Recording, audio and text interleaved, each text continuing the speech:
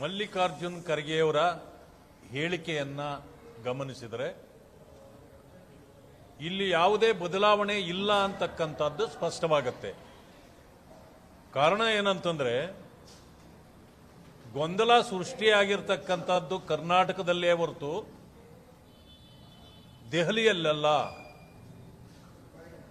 ಎಂಬ ಮಾತನ್ನ ಅವರು ಸ್ಪಷ್ಟವಾಗಿ ಹೇಳಿದ್ದಾರೆ. ಇದರಿಂದ ಸಿದ್ದರಾಮಯ್ಯನವರೇ ಮುಂದುವರಿಯುತ್ತಾರೆ ಅಂತಕ್ಕಂಥ ಮಾತು ಅದಾಗಿದೆ. ಆದರೆ ನೇರವಾಗಿ ಎಐಸಿಸಿ ಅಧ್ಯಕ್ಷರು ಹೇಳಬೇಕಾಗಿತ್ತು,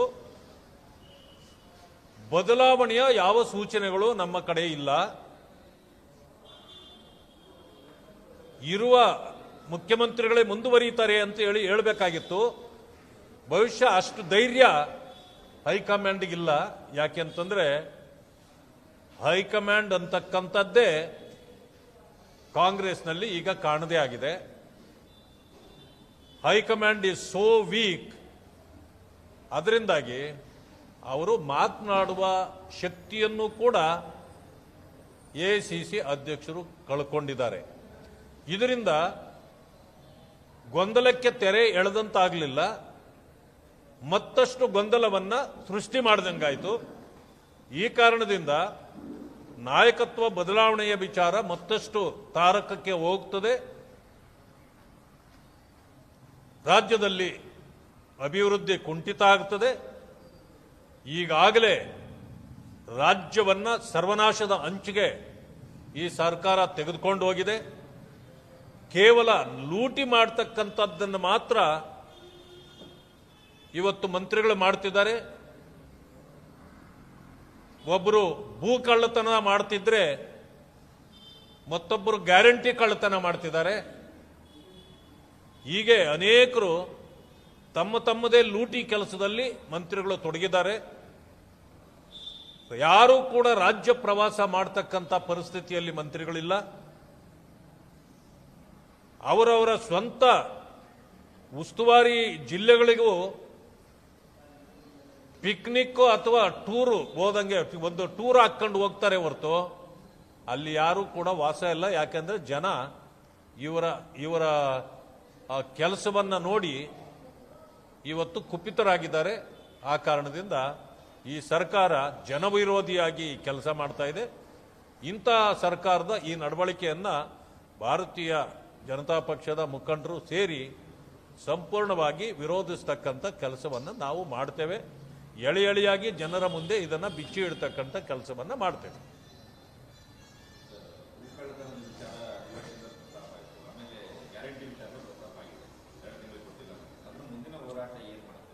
ನೋಡಿ, ಗ್ಯಾರಂಟಿಗಳು ಒಂದೊಂದು ಗ್ಯಾರಂಟಿ ಒಂದೊಂದು ದಾರಿ ಹಿಡಿದಿದೆ. 5 ಗ್ಯಾರಂಟಿಗಳು ಕೂಡ 5 ದಾರಿಯಲ್ಲಿವೆ. ಅವು ಸರಿಯಾಗಿ ಜನರಿಗೆ ತಲುಪ್ತಾ ಇಲ್ಲ. ಇವತ್ತು ಶಕ್ತಿ ಯೋಜನೆ ಬಸ್ಗಳೇ ಇಲ್ಲ.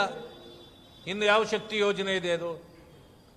ಆಮೇಲೆ 200 ಯೂನಿಟ್ ಫ್ರೀ ಅಂದಿದ್ದು ಇವತ್ತು 4ರಷ್ಟು ಬೆಲೆ ಏರಿಕೆ ಮಾಡಿ ಅವರಿಗೆ ಬಿಲ್ಗಳು ಬರ್ತಾ ಇವೆ.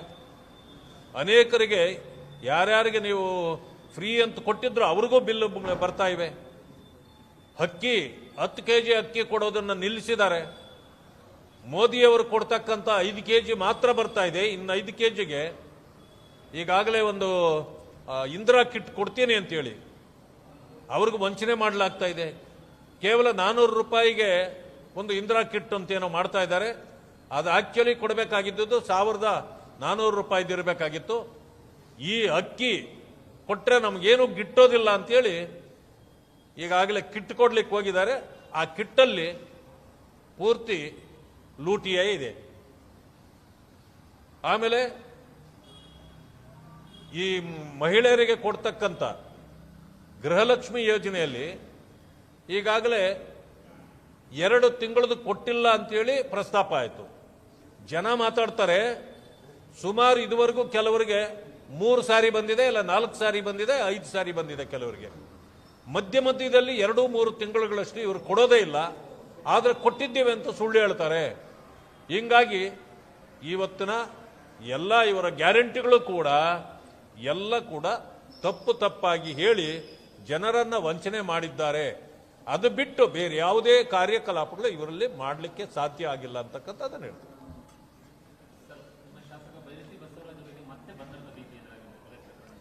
ನೋಡಿ, ಕಾಂಗ್ರೆಸ್ ಸರ್ಕಾರ ಭಾರತೀಯ ಜನತಾ ಪಕ್ಷದ ಅನೇಕ ಶಾಸಕರನ್ನ ಮುಖಂಡರನ್ನ ಟಾರ್ಗೆಟ್ ಮಾಡೋದು ಇದು ಹೊಸದೇನಲ್ಲ. ಬಹಳ ಜನರನ್ನ ಈ ರೀತಿ ಟಾರ್ಗೆಟ್ ಮಾಡಿದ್ದಾರೆ. ಈಗ ಅವರು ಅಪರಾಧದಲ್ಲಿ ಅವರದ್ದು ಸಂಬಂಧ ಇಲ್ಲ ಅಂತ ಹೇಳಿದ್ರು 5ನೇ ಅಪರಾಧಿಯಾಗಿ ಅವರನ್ನು ತೆಗೆದುಕೊಂಡು ನೀವು ಎನ್ಕ್ವೈರಿ ಮಾಡಿ. ಅದು ಬಿಟ್ಟು ನೀವು ಅವರನ್ನ ಟಾರ್ಗೆಟ್ ಮಾಡಿ ಜೈಲಿಗೆ ಕಳಿಸಲೇಬೇಕು ಅನ್ನೋ ತೀರ್ಮಾನಕ್ಕೆ ನೀವು ಬಂದರೆ ಮತ್ತೆ ಏನು ಮಾಡಬೇಕು ಅವರು? ಈಗಾಗಲೇ ದ್ವೇಷ ಭಾಷಣದ ವಿಚಾರದಲ್ಲಿ ನೀವು ಬಿಲ್ಲನ್ನು ಪಾಸ್ ಮಾಡಿದ್ದಾರೆ. ಏನು ತಪ್ಪೇ ಮಾಡದೇ ಇದ್ರು, ದ್ವೇಷ ಭಾಷಣ ಮಾಡದೇ ಇದ್ರೂ ಕೂಡ ಅನೇಕರನ್ನ ನೀವು ಯಾವ ರೀತಿ FIRಗಳು ಹಾಕಿ ರುಬ್ಬಿದ್ದೀರಿ ಅನ್ನೋದನ್ನು ಗೊತ್ತೂ ಅಲ್ಲ ನಮಗೆ. ಇಂಥ ಸಂದರ್ಭದಲ್ಲಿ ಈ ದ್ವೇಷ ಭಾಷಣದ ಮಸೂದೆಯನ್ನು ಪಾಸ್ ಮಾಡ್ಕೊಂಡು ಬಂದು ಅದು ಊರ್ಜಿತ ಆಗೋದಿಲ್ಲ ಅಂತ ಗೊತ್ತು, ಆದರೂ ಕೂಡ ಮಾಡಿ ಬೇರೆಯವರನ್ನ ಭಯಪೀಡಿತರನ್ನಾಗಿ ಮಾಡಲಿಕ್ಕೆ, ಸಮಾಜಗಳನ್ನು ಭಯಪೀಡಿತರನ್ನಾಗಿ ಮಾಡಲಿಕ್ಕೆ, ಈ ಸರ್ಕಾರದ ನ್ಯೂನ್ಯತೆಗಳ ವಿರುದ್ಧವಾಗಿ ಮಾತಾಡದೇ ಇರಲಿ ಅನ್ನೋ ಕಾರಣಕ್ಕೆ ನೀವು ಈ ಬಿಲ್ಲನ್ನು ತಂದಿದ್ದೀರಿ. ಇದನ್ನು ನಾವು ವಿರೋಧ ಮಾಡ್ತೇವೆ. ಮಾನ್ಯ ರಾಜ್ಯಪಾಲರನ್ನು ಭೇಟಿ ಮಾಡಿ ನಾವು ಅವ್ರಿಗೂ ಕೂಡ ಮನವರಿಕೆ ಮಾಡಿಕೊಟ್ಟು ಈ ಬಿಲ್ ಪಾಸ್ ಆಗದೆ ಇರುವಾಗ ನಾನು ನೋಡ್ಕೊಳ್ಬೇಕು.